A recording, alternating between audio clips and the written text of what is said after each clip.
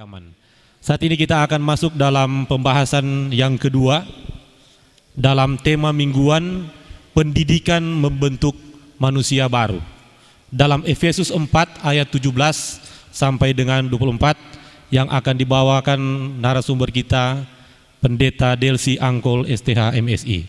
Dipersilakan.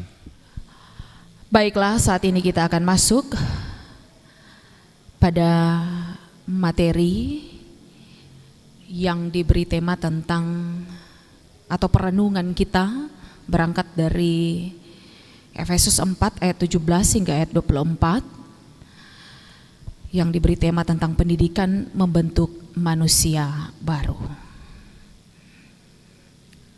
Cara tentang pendidikan, tentu pendidikan itu adalah suatu proses pembelajaran,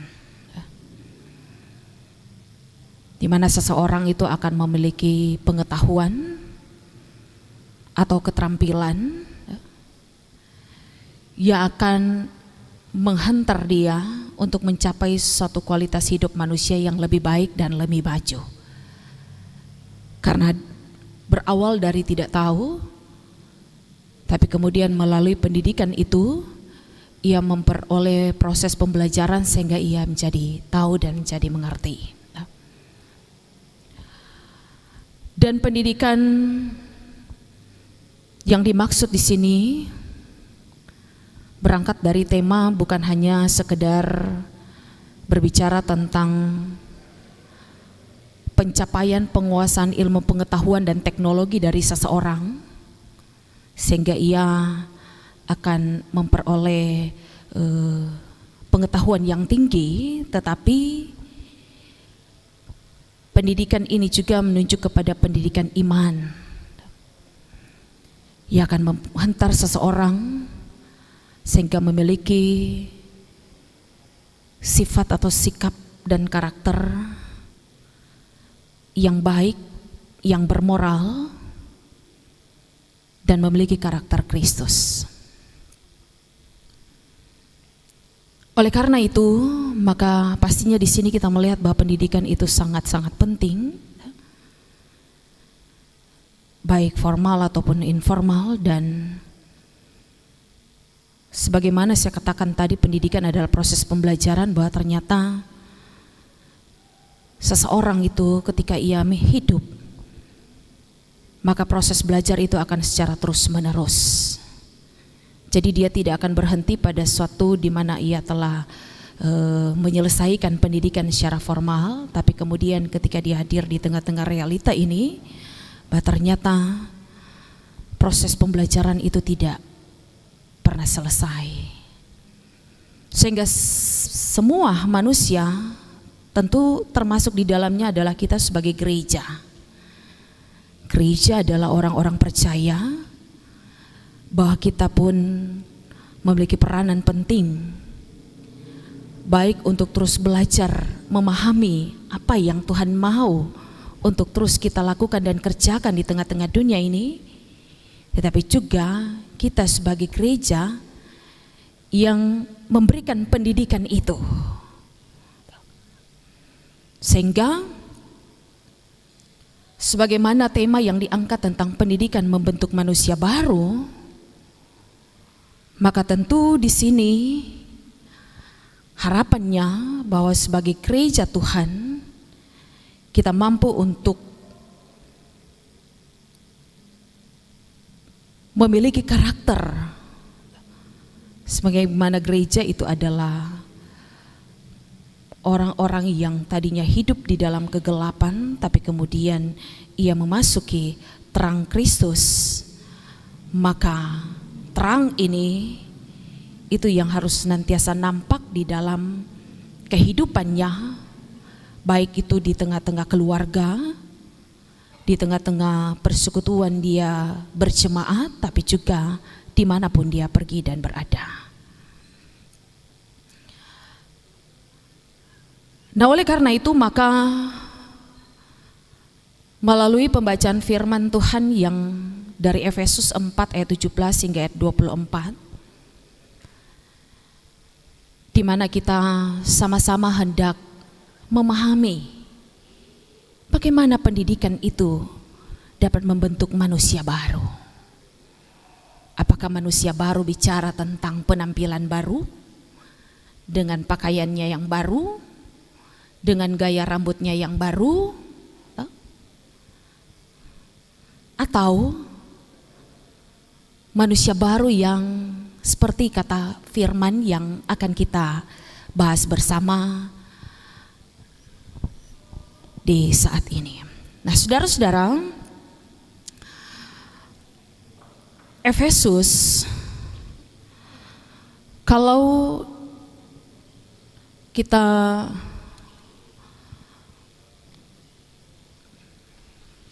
mencari tahu bahwa kota Efesus itu sebenarnya adalah kota yang maju, karena awalnya dia adalah kota pelabuhan. Pastinya kalau kota pelabuhan, kota yang terbuka kan, yang dari mana saja, baik itu budaya ataupun kebiasaan-kebiasaan dari setiap orang-orang yang datang itu akan terbawa dan ya bercampurlah di tempat itu. Sehingga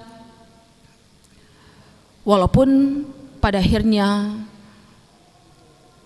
pelabuhan itu dia sudah dipenuhi dengan lumpur, artinya bahwa pelabuhan itu tidak ada lagi, tetapi ya dengan latar belakang ini sehingga dengan semakin mengalami berbagai proses kehidupan, sehingga pastinya juga orang bisa pahami bahwa orang-orang yang ada di Efesus itu adalah orang-orang yang sudah maju bahkan berkembang.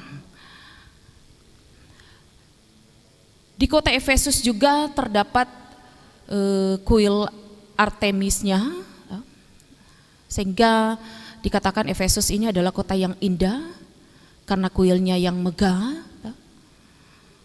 Tapi pada akhirnya juga tentu dari hal-hal ini juga yang menjadi tantangan dan pergumulan gereja di kala itu. Karena ya penyembahan terhadap dewi, dan juga ada praktek-praktek pelacuran dan sebagainya, sehingga begitu banyak hal-hal yang ketika Paulus datang, ia melayani kurang lebih 3 tahun di Efesus, sehingga dari kondisi keadaan ini kita dapat membayangkan satu pergumulan yang begitu hebat yang dialami dia waktu ia melayani di sana. Tantangan yang pun dihadapi baik itu dari orang-orang Yahudi tapi juga orang-orang Yunani, dalam hal ini orang-orang non-Yahudi, upaya-upaya pembunuhan dari orang-orang Yahudi sendiri. Ini menjadi satu ungkapan yang dapat kita baca baik dalam Kisah Para Rasul 18 dan 20.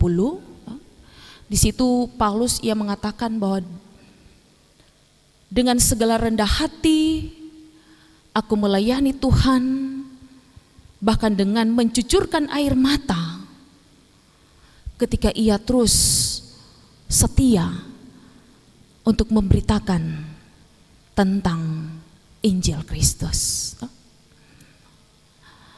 Sehingga ketika juga saat-saat dia hendak berpisah dengan jemaat yang telah dia bangun di sana, dia juga mengungkapkan bahwa suatu realita yang akan dihadapi oleh jemaat yang telah menerima Injil Kristus,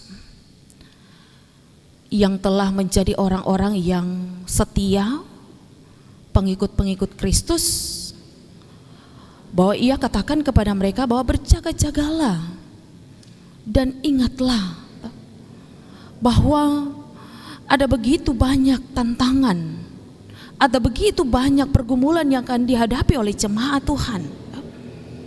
Diibaratkan seperti serigala-serigala yang ganas, ia akan masuk di tengah-tengah mereka, bahkan yang akan membinasakan mereka. Bahkan juga di antara mereka akan muncul kelompok-kelompok yang akan membawa pengajaran-pengajaran yang menyesatkan. Saat-saat ketika dia hendak berpisah dengan jemaat ini, hal-hal inilah yang dia ingatkan. Sehingga ketika kita kembali lagi dalam pembacaan ini, apa yang telah dipesan-pesankan itulah juga kemudian menjadi suatu kenyataan yang sedang terjadi di tengah-tengah pergumulan dari jemaat yang ada di Efesus. Bahwa di dalam ada orang-orang yang berusaha untuk memecah belah para pengikut-pengikut Tuhan, sehingga pada akhirnya mereka akan menjadi kelompok-kelompok yang berbeda satu dengan yang lain. Artinya tidak lagi bicara tentang baik orang Yahudi maupun non-Yahudi, tetapi di sini tentu Paulus hendak memberitakan bahwa mereka ini adalah jemaat Tuhan. Jemaat Tuhan berarti bicara tentang milik Tuhan, menjadi satu tubuh di dalam Yesus Kristus.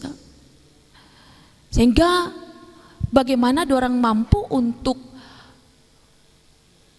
bertahan di dalam iman mereka dengan menghadapi realita-realita yang begitu banyak, masalah-masalah yang bisa saja jemaat Tuhan akan terpecah belah, yang pada akhirnya tidak mencapai satu kesatuan di dalam Yesus Kristus. Sehingga hal inilah yang diangkat melalui surat dari Rasul Paulus kepada jemaat yang ada di Efesus, agar supaya jemaat ini tetap ada dalam satu kesatuan yang utuh sebagai jemaat yang tetap percaya kepada Tuhan Yesus Kristus, sebagaimana ia juga katakan pada awal suratnya pada pasal 1.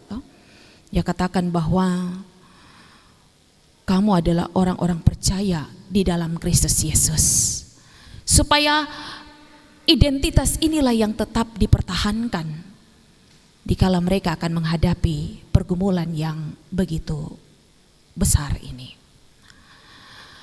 Nah, saudara-saudara, sehingga kembali dalam perikop pembacaan kita yang Efesus 4 ayat 17 hingga ayat 24, di sini ia mengatakan bahwa sebab itu kukatakan dan kutegaskan ini kepadamu di dalam Tuhan, bahwa jangan lagi sama seperti orang-orang yang tidak mengenal Allah dengan pikirannya yang sia-sia, pengertiannya yang gelap, jauh dari hidup persekutuan dengan Allah, karena kebodohan yang ada di dalam mereka dan karena kedegilan hati mereka, dan perasaan mereka telah tumpul, sehingga mereka menyerahkan diri kepada hawa nafsu dan mengerjakan dengan serakah segala macam kecemaran. Nah, dari hal ini tentu Paulus hendak mengingatkan bahwa dorang adalah orang-orang yang telah percaya, bahkan menerima Yesus Kristus sebagai juru selamat. Janganlah pada akhirnya mereka jatuh karena beratnya pergumulan ini yang akhirnya dorang hidup kembali menjadi orang-orang yang sepertinya tidak mengenal Allah, menjadi manusia lama. Manusia lama, di mana yang dimaksud dengan manusia lama adalah orang-orang yang tidak hidup di dalam Yesus Kristus, yaitu tidak mengenal Allah. Ini kan ceritanya orang so kenal Tuhan, so menerima pengajaran Tuhan,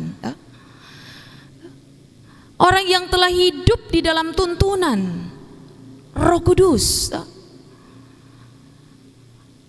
Tapi di sini Paulus mengungkapkan bahwa hati-hati, karena kondisi ini akan membuat orang yang tadinya percaya mereka berbalik menjadi tidak percaya. Seakan-akan tidak lagi mengenal Allah. Orang yang tidak mengenal Allah berarti hidupnya tidak dalam tuntunan dan penyertaan Tuhan. Melakukan hal-hal yang sesuai dengan keinginan diri sendiri. Apa yang suka mau backing, dorang backing. Akhirnya orang yang tidak mengenal alam, ya pikirannya pikiran yang sia-sia. Pikiran yang sia-sia berarti pemikiran yang tidak memiliki kebenaran dan kebaikan hanya dipenuhi dengan tipu muslihat, kebecatan, kelemahan, kesombongan, kehampaan, sesuatu yang padanya membawa kepada kebinasaan. Orang yang tidak mengenal Allah, orang yang hidup atau pengertiannya gelap. Pengertian yang digelap di sini tentu suatu cara berpikir, perasaan yang telah ditutupi dengan kegelapan. Jadi apapun tuh hal yang baik itu selalu tidak mau diterima ataupun diakui. Orang yang kalau DP hati itu pikiran ini so ditutupi dengan kegelapan, biarlah sesuatu yang baik yang dibuat, yang dilakukan selalu dinilai negatif. Orang yang hidup tidak mengenal Allah, jauh dari persekutuan dengan Allah. Jadi seakan-akan ibadah, doa, firman menjadi hal yang buang-buang waktu. Jadi menjauhkan diri dari persekutuan dengan Tuhan. Hidup dalam kebodohan. Kebodohan dalam pengertian bukan tidak tahu apa-apa, tetapi kebodohan di sini padanya orang tidak dapat lagi membedakan apa hal yang baik dan apa hal yang tidak baik. Hidup di dalam dosa itu menjadi hal yang biasa-biasa saja. Perbuatan-perbuatan yang amoral itu menjadi hal yang sesuatu yang dianggap so biasa. Tidak dapat lagi membedakan ini dosa ataupun itu bukan dosa. Sehingga tentu hal inilah yang Paulus hendak katakan agar supaya jangan mereka miliki. Pada akhirnya mereka akan memiliki perasaan yang tumpul, tidak lagi peka. Kalau so tumpul, so nyandak peka, so nyandak peduli lagi. So nyandak peduli seorang akan yang lain. Pusing jo. Makanya ada ungkapan usah pusing orang pusing dan sebagainya. So tidak ada lagi tuh kasih terhadap sesama. Mau tolong, so ndak ada lagi. So tumpul. Dan seorang yang tidak mengenal Allah adalah karena kedegilan hati. Keras DP hati. So sama dengan batu. Degil. Nah oleh karena itu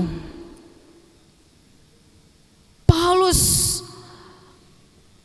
mengajarkan agar supaya jadilah manusia baru.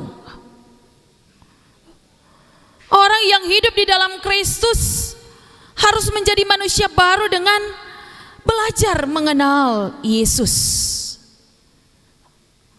Belajar mengenal Kristus. Ini belajar kan berbicara tentang pendidikan tadi kan. Pendidikan bagaimana orang mau terus belajar. Nah ini suatu realita. Paulus suka seingat bahwa ini menjadi hal yang benar-benar terjadi. Sehingga bagaimana dorang terus membaharui dalam proses pembelajaran itu, bahwa ternyata dorang harus terus membaharui dorang iman. Bah ternyata nyandak sama kote. Seiring berjalannya waktu, itu pergumulan dan tantangan itu seakan-akan berubah-ubah. Nah kalau orang iman ini tidak dibaharui dengan anggap sudah kuat, kita so mengikut Yesus, so terima Yesus 5 tahun lalu misalnya. Kalau cuma itu yang diandalkan, persekutuan dengan Tuhan, soalnya ndak ada, seakan-akan sudah kuat. Artinya yang penting so jadi Kristen. Tapi kalau pada akhirnya itu kehidupan kekristenan tidak dibaharui secara terus-menerus, maka pasti akan kalah ketika menghadapi tantangan dan pergumulan yang berat. Nah, oleh karena itu, maka Paulus tentu terus mengingatkan supaya janganlah hidup di dalam kehidupan yang lama, yang dahulu itu sudah ada, sudah berproses, sudah ada dalam pengampunan, itu sudah ada dalam pertobatan. Jadi jadilah, kenakanlah manusia baru itu, yaitu dengan hidup di dalam Kristus, setia, dan maulah terus dibaharui dengan firman. Janganlah keraskan hati, janganlah pada akhirnya orang menutup diri, seakan-akan tidak peduli, tetapi mari, bahwa sesungguhnya kita semua ini adalah jemaat Tuhan, milik Tuhan. Sebagai jemaat Tuhan, semua dipakai oleh Tuhan untuk menjadi berkat. Dan teruslah dituntun dengan Roh Kudus, supaya torangnya nak mengandalkan tu torang pikiran sendiri, pengetahuan sendiri. Roh di sini menunjuk tuh torang jiwa deng batin sendiri yang torang mau pimpin torang diri sendiri. Tetapi tentu manusia baru di sini menunjuk di mana torang mau dituntun oleh Roh Tuhan. Ia akan membawa manusia itu menjadi seperti yang Tuhan mau. Hidup menurut kehendak Allah di dalam kebenaran dan kekudusan yang sesungguhnya. Nah, oleh karena itu, maka dari pembahasan teks Alkitab ini, maka sebagai gereja Tuhan, apa yang dapat kita buat dikala kita menjalani kehidupan ini, berangkat dari apa yang disampaikan oleh Paulus kepada jemaat di Efesus, bahkan juga tantangan-tantangan dan pergumulan yang sedang terjadi di dalam kehidupan jemaat. Maka sebagai gereja Tuhan kita pun akui bahwa kenyataan hidup di masa kini, bahwa tantangan dan pergumulan itu selalu ada. Bahkan ini zaman semaju, seakan-akan juga ini pergumulan ini semakin maju, berubah-ubah. Ada saja hal-hal yang terjadi dalam kehidupan kita, sehingga kalaupun orang cuma hanya mengandalkan, oh sudah kok kita kok jadi orang percaya so lama, kita kok dari keturunan orang Kristen, tapi nenek, tapi tetek dan sebagainya. Tapi ternyata itu tidak dapat kita andalkan selain tentu orang mau terus dituntun dan dipimpin oleh Roh Tuhan, dan terus menerus membaharui orang pediri di dalam Tuhan, supaya orang tidak jatuh kepada hal-hal yang pada akhirnya membutakan iman kita, bahkan bisa menumpulkan orang hati dan perasaan terhadap sesama. Tetapi bagaimana orang kenakan manusia baru ini, yaitu terus hidup di dalam Kristus, menjadi seperti yang Tuhan mau, tentu yang sabar, bagaimana Kristus sabar. DP kasih itu luar biasa, nyak mau lihat siapa orangnya, nyak mau lihat latar belakang kita. Dan kasih itu memberi pengampunan, dan bagaimana menjadi manusia baru ini, orang dapat menjadi gereja yang terus menerus hadir untuk menjadi berkat bagi banyak orang. Sehingga berangkat dari pendidikan membawa manusia baru, maka sebagai gereja Tuhan kita bertanggung jawab untuk memberi pendidikan sesuai dengan Injil Yesus Kristus. Maka apa yang disampaikan oleh Paulus kepada jemaat Efesus ini juga yang harus kita lakukan di tengah-tengah kehidupan kita. Memberi pendidikan iman, baik itu mulai dari kehidupan keluarga kita, yang bertanggung jawab untuk memberi pendidikan adalah orang tua terhadap anak-anak, orang tua, orang yang lebih tua terhadap yang lebih muda, bahkan sebagai gereja dalam kehadiran kita sebagai organisasi, tentunya bagaimana orang terus memberi pendidikan, salah satunya ya katekisasi atau penggembalaan bagi jemaat, bagi keluarga, baik suami istri ataupun juga terhadap anak-anak. Tapi bagaimana juga kita sebagai pelayan khusus, kita mau terus dibekali lewat pendidikan itu, yaitu katekisasi, supaya kita semakin diperlengkapi,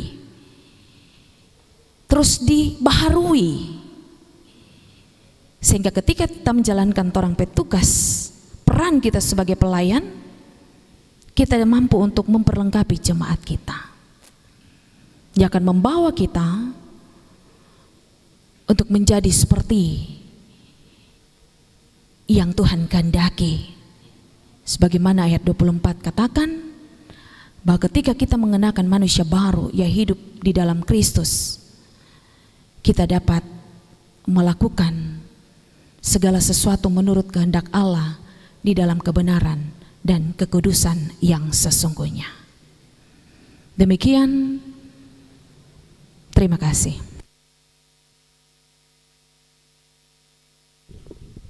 Kita sama-sama sudah mengikuti pembahasan atas pembacaan Efesus 4 ayat 17 sampai 24 dalam tema eksegese dan makna serta implikasi firman dalam kehidupan kita, dan dibuka satu sesi saja untuk tanya jawab.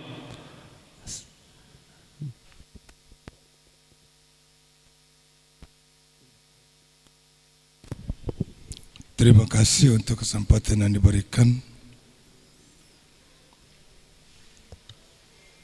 Yang pertama,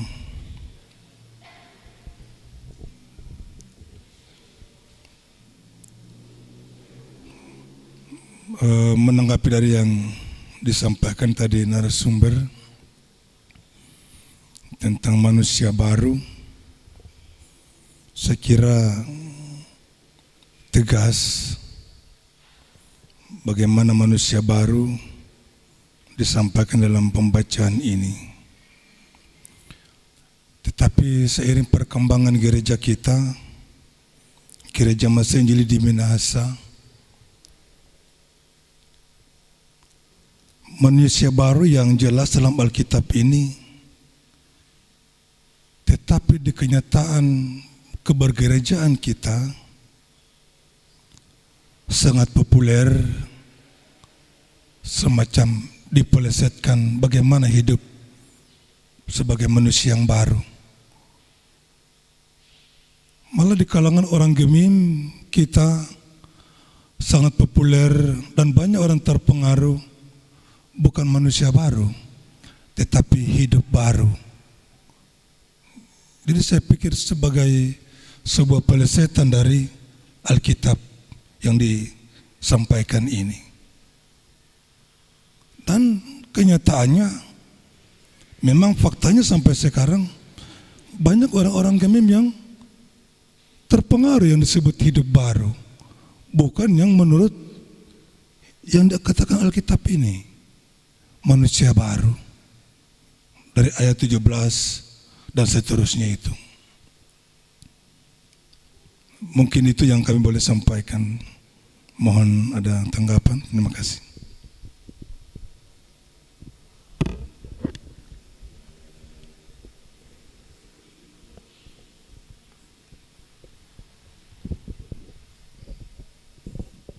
Terima kasih, kami langsung saja. Kita kok sekali-kali dia bilang kalau ada pendidikan tuh. Paulus rupanya kan dia bukan cuma berkhotbah, ternyata dia memberi nasihat, teguran, pengajaran. Jadi memohon supaya ada penjelasan-penjelasan yang konkret. Kedua, pekabar-pekabar Injil waktu masuk ke Minahasa, termasuk Riedel dan Schwartz, Dorang rupanya bukan cuma khotbah di gereja, tapi membangun sekolah. Ada persekolahan-persekolahan. Mengapa? Ketiga, implikasi di saat sekarang ini dengan perkembangan teknologi, kita memasuki era industri 4.0,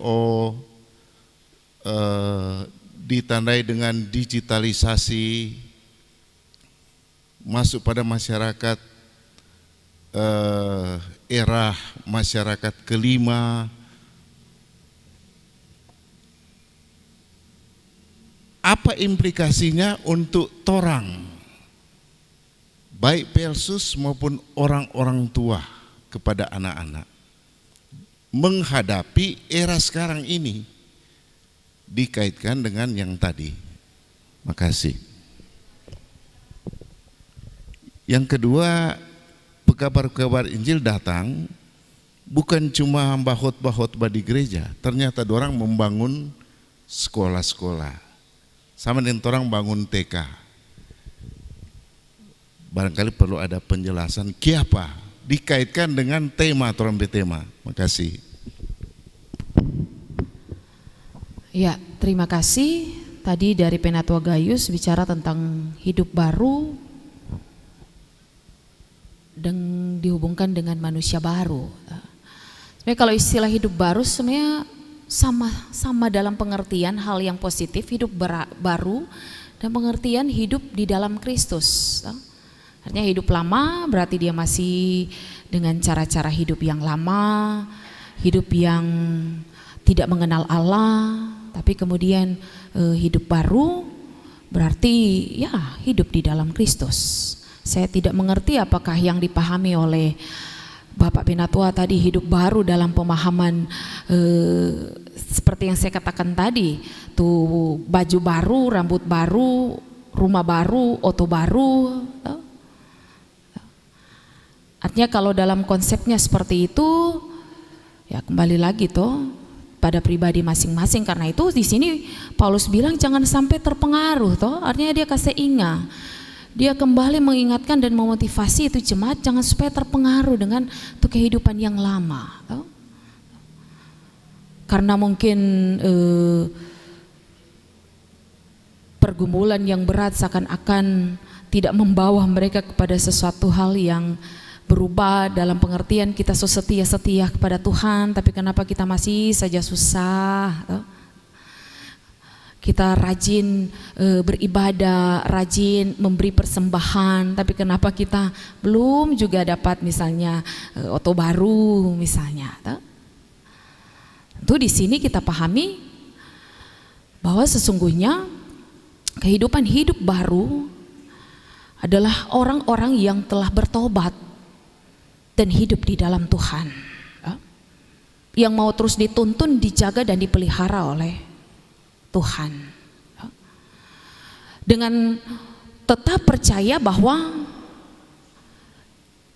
apapun pergumulan, apapun tantangan yang kita hadapi tidak akan pernah mengubah kita yang tadinya setia kemudian menjadi tidak setia, dengan cara ya serahkanlah terempe hidup kepada Tuhan dan mintalah agar supaya Roh Kudus menyertai kehidupan kita. Karena ya aku juga sebagai manusia orang lemah, sehingga ada orang yang hari ini bilang bertobat, besok baking lagi dosa, ulang lagi lusa bertobat, kemudian baking lagi dosa. Bayang Tuhan mau di sini, makanya kan dikatakan hiduplah menurut kehendak Allah dengan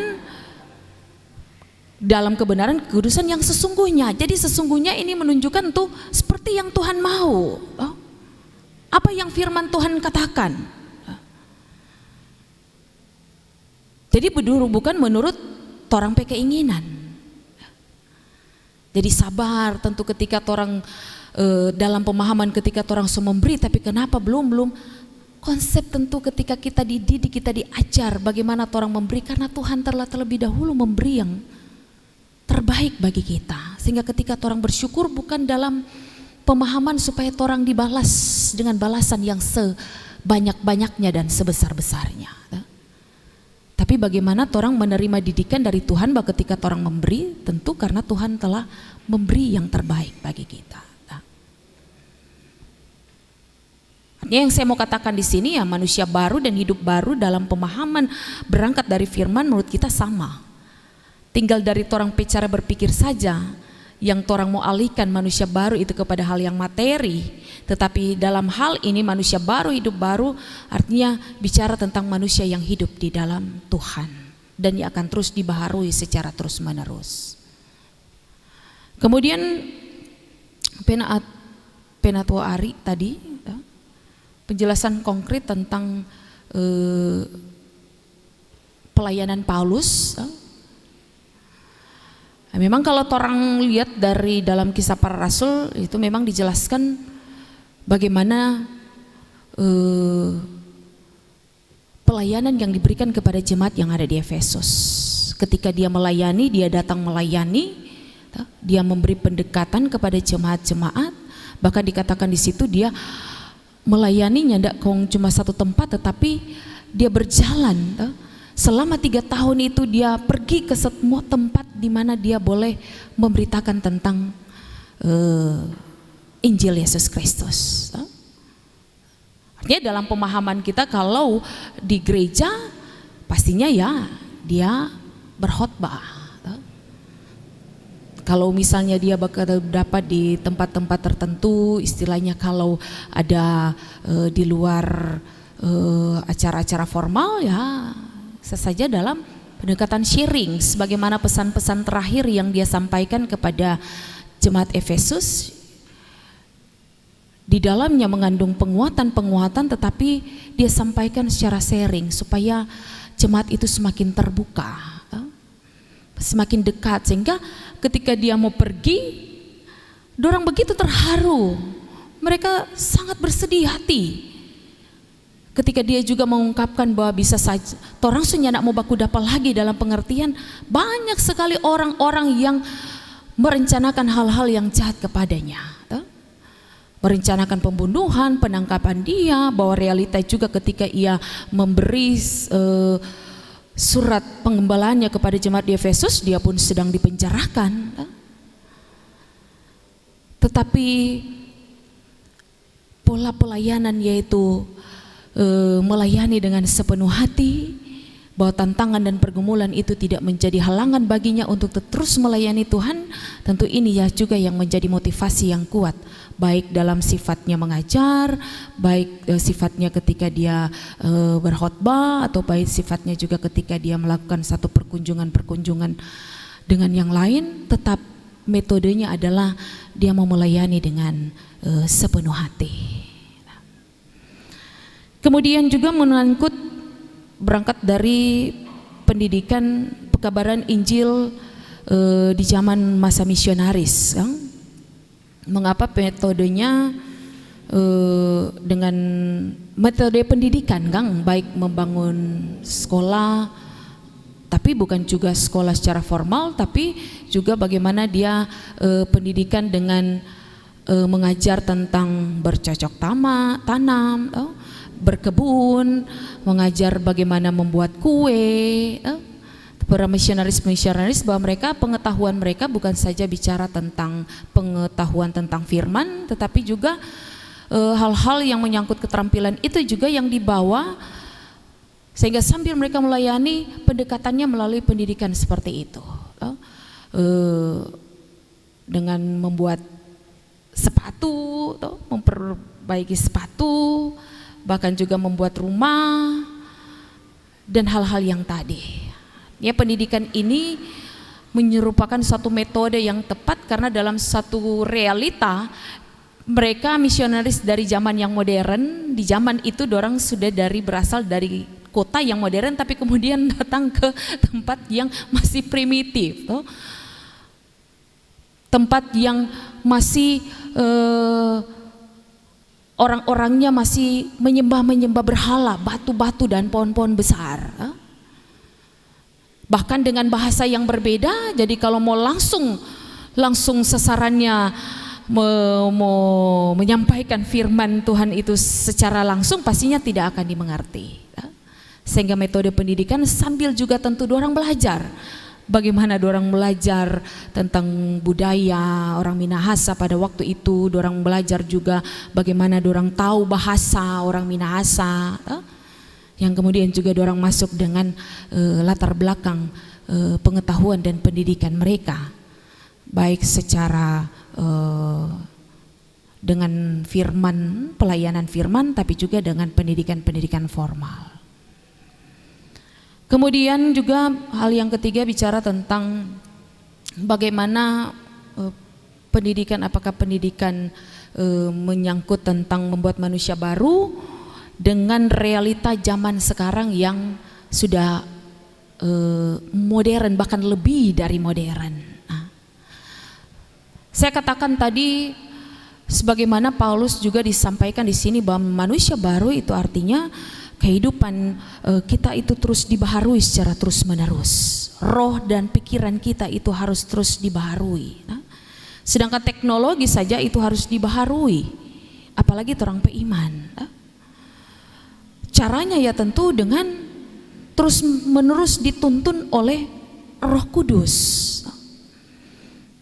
Karena ya kehidupan yang sekarang ini so canggih, tapi bukan dang mobil metodenya, walaupun metodenya berdoa, baca Alkitab, itu kan metode yang sudah turun temurun bahkan dari zaman perjanjian lama, itu yang diajarkan untuk terus diwariskan baik orang tua Israel terhadap anak-anak cucu, itu yang pastinya akan terus menerus sampai sekarang ini. Itu tidak akan kita rubah. Bagaimana kita tekun berdoa, bagaimana kita terus membaca firman, bagaimana kita terus mau ada dalam persekutuan dengan Tuhan dengan beribadah, itu tidak akan kita rubah, dalam pengertian tidak akan kita tinggalkan karena so canggih ini. Karena firman Tuhan itu nyanda akan kau mau bilang kuno. Nyatanya bahwa Paulus mengingatkan agar supaya orang terus dibaharui. Bayangkan di zaman itu sampai di zaman sekarang dan juga di zaman yang akan datang. Sehingga kita tidak akan makanya saya bilang tadi, katakanlah mungkin orang dari latar belakang turunan adalah turunan orang Kristen. Nah, itu kan yang terus dipegang oleh orang Yahudi. Orang anggap dengan latar belakang Yahudi itu keselamatan hanya milik dorang. Sebenarnya keselamatan itu bagi semua orang yang percaya kepada Tuhan, yang mau tunduk di hadapan Tuhan, yang tidak hidup seperti yang dikatakan tadi, orang percaya yang masih hidup dalam kegelapan, yang masih saja perasaan yang tumpul tidak peka terhadap seorang yang lain, yang masih saja memiliki kekerasan hati, kedegilan hati. Orang percaya, orang manusia baru, tapi bagaimana mau dikatakan manusia baru tapi ternyata masih kotek manusia lama. Nah, karena itu maka manusia baru berarti itu semua hal yang sudah dikatakan tadi, yang sudah didaftarkan oleh Paulus itu memang sudah ada dalam diri kita. Dan bagaimana itu agar supaya tidak akan lagi dalam menguasai orang hati dan pikiran, karena itu dikatakan tuh roh dan pikiran kita. Roh ini bicara tuh orang jiwa, ini kan roh yang roh dalam diri manusia, ini bukan bicara Roh Kudus, karena roh di sini roh huruf kecil. Jadi tuh roh yang mengendalikan orang pikiran, orang jiwa, orang batin ini, itu harus dituntun oleh Roh Kudus. Karena ada satu waktu orang mengalami suatu tantangan pergumulan yang berat, bahwa ternyata orang pada akhirnya akan jatuh lagi pada kekerasan hati. Dengan alasan-alasan kita so baik-baik pada dia, kita so layani pada dia, mar ternyata nyanda ada kotek perubahan. Akhirnya orang meninggalkan dia dengan alasan dia kok sendiri yang nyanda mau berubah, sementara orang berubah menjadi manusia lama. Orang tuntut dia menjadi manusia baru, tapi padahal orang diri sendiri yang dari manusia baru yang kembali menjadi manusia lama. Orang bilang, oh dia kok masih sombong, Mau oleh kita mau pergi pada dia. Terang bilang orang lain sombong, ternyata orang lekote itu sombong. Maka di sini kita tidak punya kemampuan untuk menghindarkan diri ataupun menjauhkan diri dari hal-hal yang seperti itu kalau orang hanya mengandalkan orang kekuatan dan kemampuan. Maka biar zaman ini so canggih, biar dari 4G mau ke 5G, ini manusia, tapi tetap orang ini adalah manusia milik kepunyaan Allah. Walaupun orang menggunakan teknologi yang canggih, makanya itu sampai kecanggihan itu hanya ada di dalam Tuhan. Terus meneruslah hidup di dalam Tuhan, terus meneruslah dipimpin oleh Tuhan. Bagaimana caranya supaya Roh Kudus itu akan tetap diam di dalam kita? Diamlah terus di dalam Tuhan, supaya Roh Kudus itu akan tetap tinggal. Sekali torang berbalik arah, sekali torang meninggalkan torang iman, maka Roh Kudus itu nyandak permanen. Nyandak tuh mau bilang, duh kita dapat rasa lalu waktu kita bertobat, kita dapat rasa sekali, duh Roh Kudus memang menguasai kita. Tapi kalau kemudian torang nyandak setia pada Tuhan, nyandak permanen, itu langsung melekat, tak tempel. Tuhan ambil. Nah oleh karena itu, maka tentunya juga dengan metode pendidikan sebagaimana gereja kita di dalamnya yaitu kusapa kunjungan sharing pelayanan, tentunya ini tuh menjadi metode kita, pendekatan kita bicara tentang pendidikan ya, tuh ada katekisasi, baik katekisasi pelayan khusus, katekisasi nikah, katekisasi baptisan, katekisasi sidi, bahkan juga ada metode-metode penggembalaan, misalnya ada keluarga-keluarga yang harus digembalakan, ya kita pendekatannya penggembalaan dan sebagainya. Nah tentu harapannya ke depan ini terus menerus diperkuat dan diperlengkapi, tapi pada dasarnya orang pendidikan Kristen ini tidak akan pernah terlepas dari firman, dari Injil Yesus Kristus. Itu menjadi dasar pendidikan kita. Tinggal metodenya atau pendekatannya yang kita buat sebaik mungkin sehingga dapat menjangkau seluruh anggota jemaat. Kian ada tambahan dari Ibu Pendeta? Disilakan. Saudara-saudara, saya mungkin sedikit menambahkan. Jadi saya melihat bahwa tulisan Paulus kepada jemaat di Efesus ini, yang pertama untuk memperlihatkan jemaat ini kondisi semula. Ketika mereka belum mengenal Tuhan. Ketika mereka masih hidup dengan manusia lama. Ada beberapa catatan kehidupan manusia lama yang tidak mengenal Allah. Adalah pikiran yang sia-sia, kemudian pengertian yang gelap, yang berikutnya jauh dari persekutuan dengan Tuhan, memiliki perasaan yang tumpul, menyerahkan diri pada hawa nafsu, dan mengerjakan segala sesuatu dengan keserakahan. Kemudian Paulus mau mengajak jemaat untuk betul-betul mengenakan manusia baru. Mengenakan manusia baru itu melalui satu proses belajar. Karena itu arahnya adalah pendidikan. Dan bicara tentang pendidikan itu from womb to tomb, dari kandungan sampai kematian. Dan selalu memiliki 3 aspek, baik kognitif, afektif, dan psikomotorik. Bagaimana proses belajar mengenal Kristus dikatakan dimulai dari mendengar, menerima, tetapi juga melakukan. 3 hal ini yang menjadi bagian dari kehidupan yang dikatakan manusia baru. Saya tidak mengidentikan dengan reborn atau lahir baru. Tetapi yang disampaikan oleh Paulus adalah new man, manusia baru. New dalam pengertian adalah seperti bukan neos.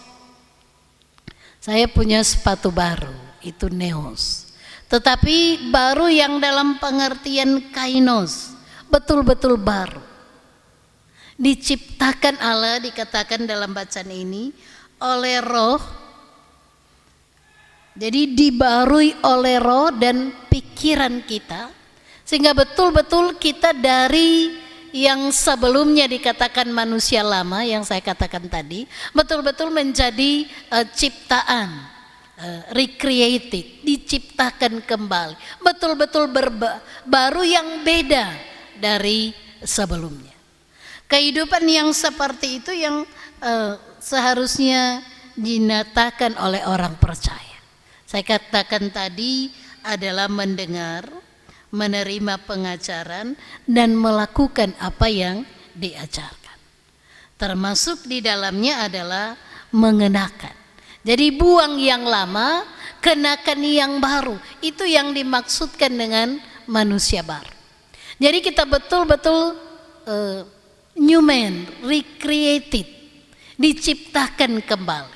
Dan saya walaupun memang saya baca-baca apa perbedaan antara Nikodemus bilang dilahirkan kembali, apakah harus masuk melalui rahim ibu kembali, dan Tuhan Yesus mengatakan harus dilahirkan kembali, tetapi di sini dikatakan be born again atau be born above, jadi lahir dari atas. Jadi ini mungkin sedikit perbedaan pemahaman, sehingga kita melihat bahwa proses menjadi manusia baru, mengenakan manusia baru itu adalah proses belajar, proses mendengar, proses melakukan. Dan saya percaya ini sangat up to date di zaman kita di era 5.0 dan seterusnya. Saya pikir bahwa kunci dari semua itu adalah belajar mengenal Kristus. Kalau kita belajar mengenal Kristus, kita menjadi manusia tidak sekedar dengan jubah baru, tetapi betul-betul kognitif, saya maksudkan tadi, afektif kita, psikomotorik kita betul-betul baru. Kita betul-betul tampil beda. Kita betul-betul menjadi pribadi yang seperti maunya Tuhan. Karena itu ini sekali lagi manusia baru bukan dari sesuatu yang sudah ada, tetapi sesuatu yang dibarui oleh roh dan firman. Saya rasa seperti ini yang kita harapkan, bahwa paling tidak ini model juga pendidikan kepada anak-anak kita. Jangan pendidikan yang asal meniru, toh. Jangan banking konsep, yang jangan seperti menanamkan. Jangan juga sekedar mencari angka, tetapi yang harus kita lakukan adalah pendidikan belajar mengenal Kristus, adalah pendidikan yang membarui hidup, membangun karakter, dan itu proses yang terus menerus. Tidak hanya sekedar menghafal, tidak hanya sekedar menanamkan di otak, tetapi juga tidak sekedar mengejar angka, tetapi betul-betul satu hidup yang dibarui oleh Kristus. Be born again, dilahirkan kembali, atau new man, jadi manusia yang betul-betul baru dan menanggalkan manusia yang lama. Jadi mungkin seperti itu. Terima kasih. Demikianlah pembahasan kita di saat ini. Terima kasih buat dua narasumber, Pendeta Dr. Tris Awi Tombokan dan Pendeta Delsi Mamonto Angkol STHMSI yang sudah memimpin bahkan menjadi narasumber kita di malam hari ini. Sekian dan terima kasih. Kita akan menutup seluruh rangkaian acara kita di malam hari ini dengan doa, dan doa akan dilayani oleh Penatua Bapak Henry Ngantung SE. Mari berdoa. Kepadamu Allah Tuhan kami bersyukur untuk penyertaan-Mu bagi kami. dalam program Kusapa Jemaat Gemim Betania di malam ini. Berkenanlah untuk yang kami kerjakan, bahkan kiranya hamba-hambamu, Ibu Pendeta Dr. Tracy Awi Tombokan, Ibu Pendeta Delsi Mamonto Angkol, Tuhan berkenan dengan apa yang mereka kerjakan. Bahkan sekalian kami yang diperlengkapi oleh firman akan semakin dimampukan dalam kerja dan tanggung jawab pelayanan kami. Bersyukurlah kami di malam ini ketika hambamu Ibu Penatua Yeni Soputan mensyukuri 55 tahun di hari ini. Sukacita Ibu yang kekasih menjadi sukacita sekalian kami, dan kami percaya kasih dan anugerah-Mu terus melengkapi dan menjadi bagiannya. Bahkan dia terus bersyukur untuk yang dinikmatinya, untuk apa yang Tuhan beri kepadanya. Kuat, sehat, sukacita dalam pelayanan, kiranya terus menjadi milik dan bagian. Tuntunlah kami dalam tanggung jawab dan kerja kami selanjutnya, bahkan kiranya ditibahkan di rumah dengan selamat dan sejahtera. Tapi juga ampunkan kami untuk keterbatasan dan kelemahan kami. Kami berdoa, bersyukur dan berterima kasih dalam nama Tuhan Yesus. Amin.